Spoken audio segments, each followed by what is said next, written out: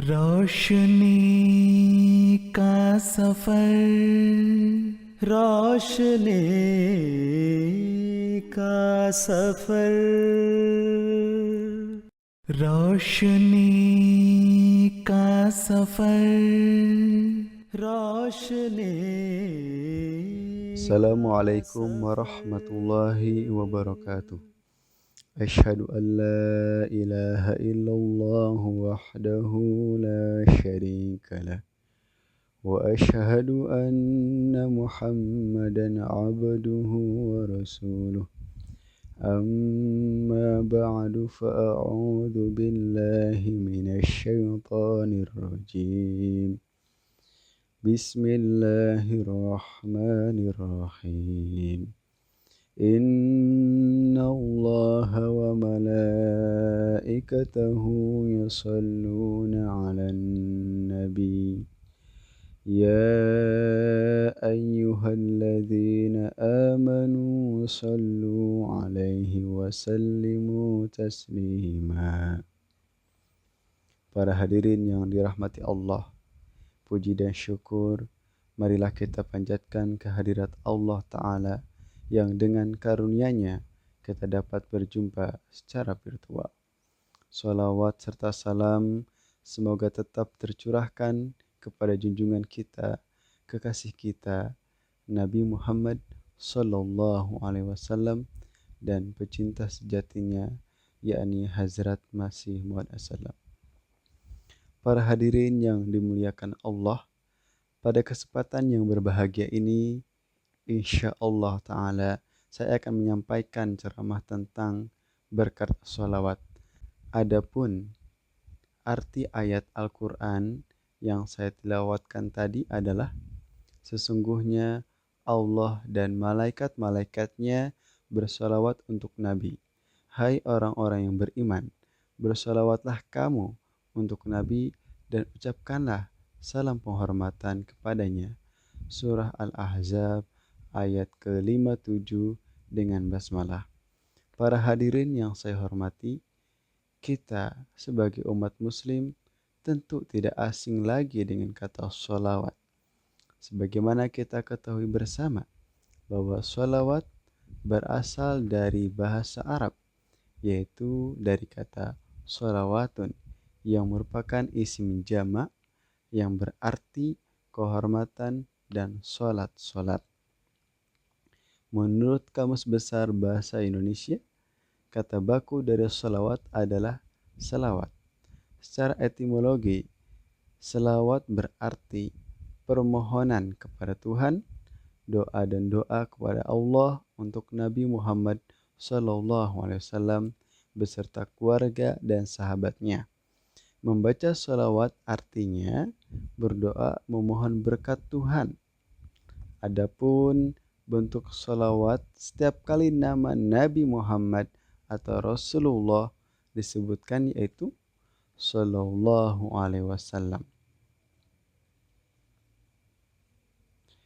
Para hadirin yang saya cintai, berkenaan dengan sholawat itu sendiri, tidak sedikit orang-orang muslim mengekspresikan kecintaan mereka kepada Rasulullah Sallallahu Alaihi Wasallam dengan berbagai macam sholawat.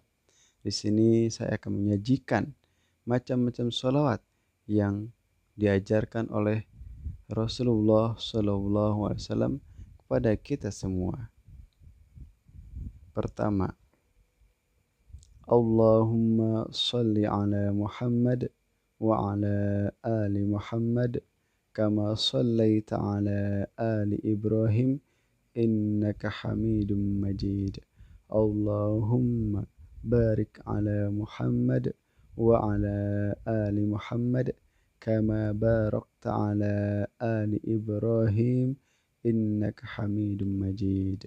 Ya Allah, berilah sholawat kepada Muhammad dan kepada keluarga Muhammad sebagaimana Engkau telah memberi sholawat kepada keluarga Ibrahim. Sesungguhnya Engkau maha terpuji dan maha mulia. Ya Allah, berilah berkat kepada Muhammad dan keluarga Muhammad sebagaimana Engkau telah memberi berkat kepada keluarga Ibrahim. Sesungguhnya Engkau maha berpuji, Maha Mulia. Hadis riwayat Bukhari. Kedua, Allahumma sholli ala Muhammad wa ala ali Muhammad kama shallaita ala Ibrahim wa ala ali Ibrahim innaka Hamidum Majid. Allahumma barik ala Muhammad wa ala ali Muhammad kama barakta ala Ibrahim wa ala ali Ibrahim innaka Hamidum Majid. Ya Allah, berilah salawat kepada Muhammad dan kepada keluarga Muhammad sebagaimana Engkau telah memberi salawat kepada Ibrahim dan kepada keluarga Ibrahim. Sesungguhnya Engkau Maha Terpuji dan Maha Mulia. Ya Allah, berilah berkat kepada Muhammad dan keluarga Muhammad sebagaimana Engkau telah memberi berkat kepada Ibrahim dan kepada keluarga Ibrahim. Sesungguhnya Engkau Maha Terpuji, Maha Mulia. Hadis riwayat Bukhari. Yang ketiga, Allahumma sholli ala Muhammad abdika wa rasulika kama shallaita ala Ibrahim wa barik ala Muhammad wa ala ali Muhammad kama barakta ala Ibrahim wa ali Ibrahim. Artinya, ya Allah, berilah salawat kepada Muhammad, hamba dan utusanmu, sebagaimana Engkau telah memberi salawat kepada Ibrahim, dan berilah berkat kepada Muhammad dan keluarga Muhammad, sebagaimana Engkau telah memberi berkat kepada Ibrahim dan keluarga Ibrahim. Hadis riwayat Bukhari.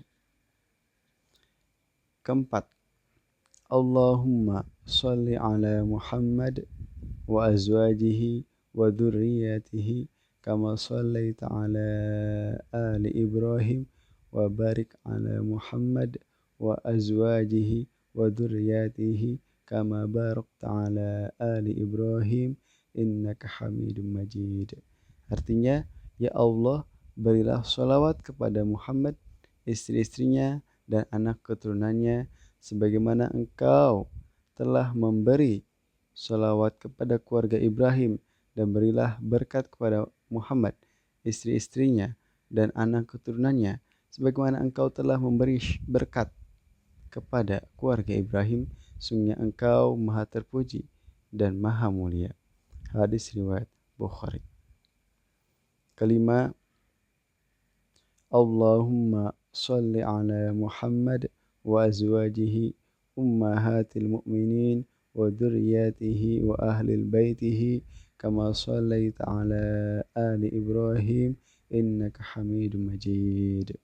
Ya Allah, limpahkanlah kesejahteraan kepada Muhammad, para istrinya, yaitu ibu bagi orang-orang yang beriman, keturunannya dan ahlul baitnya, sebagaimana Engkau limpahkan kesejahteraan kepada keluarga Ibrahim.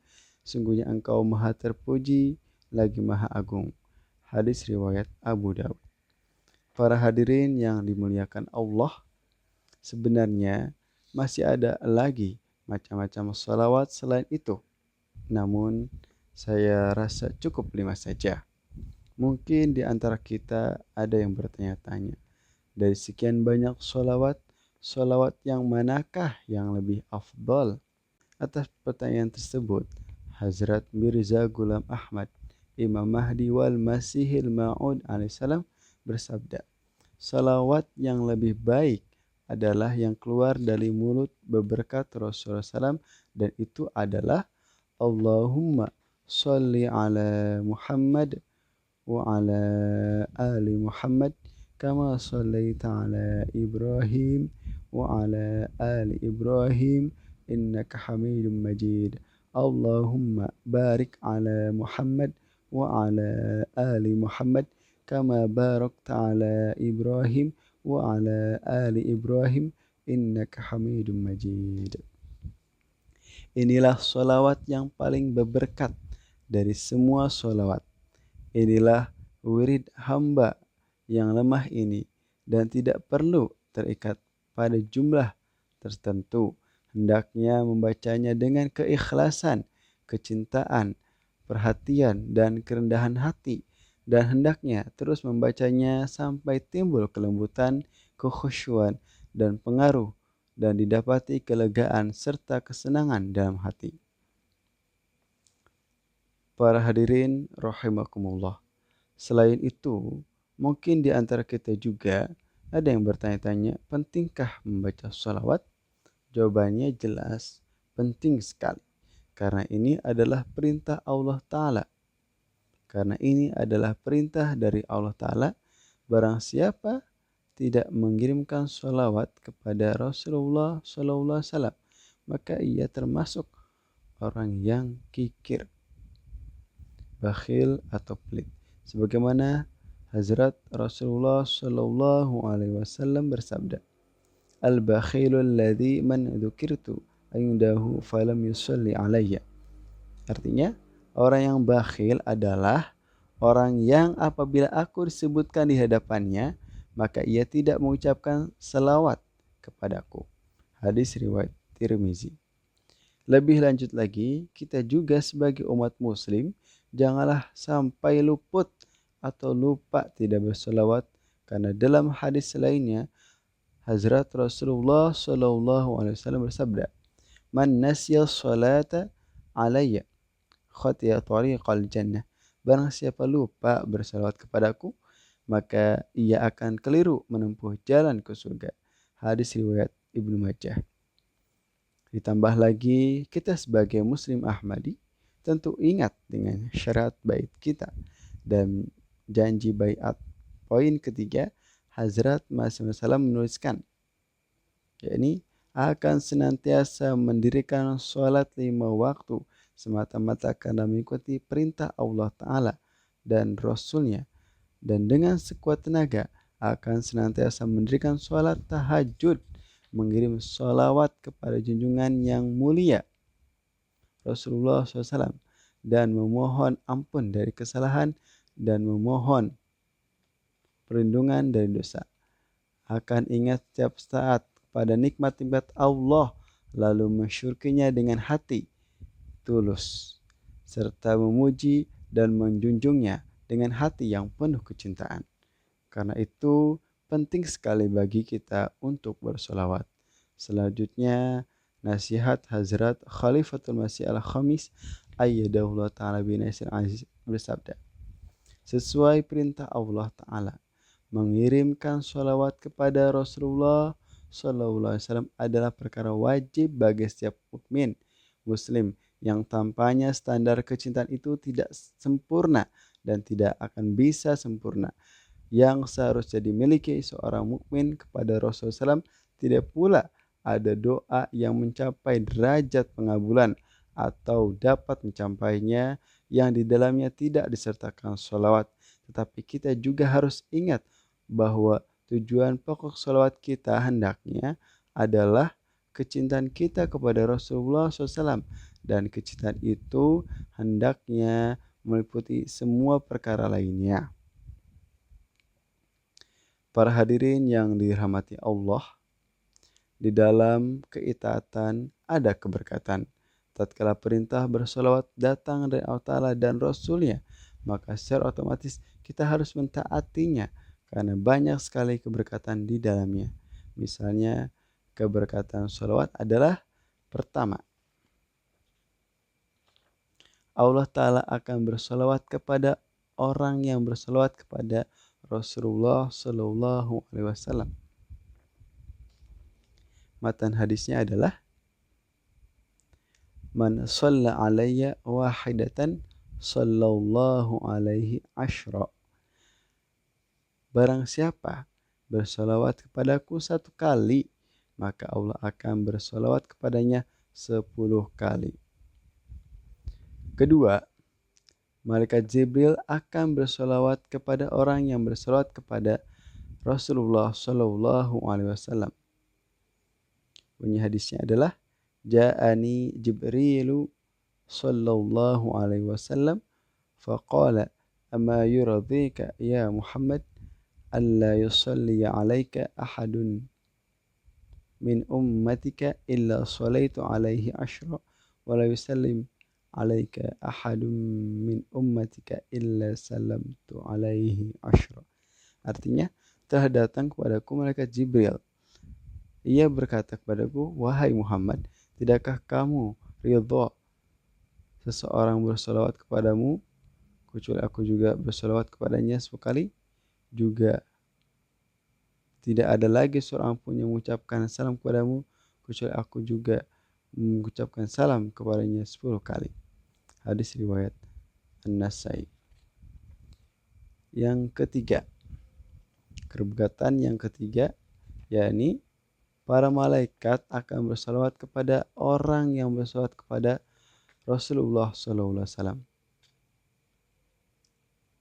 Ma min muslimin yusalli alayya illa sallat alaihi al-malaikatu ma salla alayya falyuqilla al-'abdu min dzalika aw liyukthir.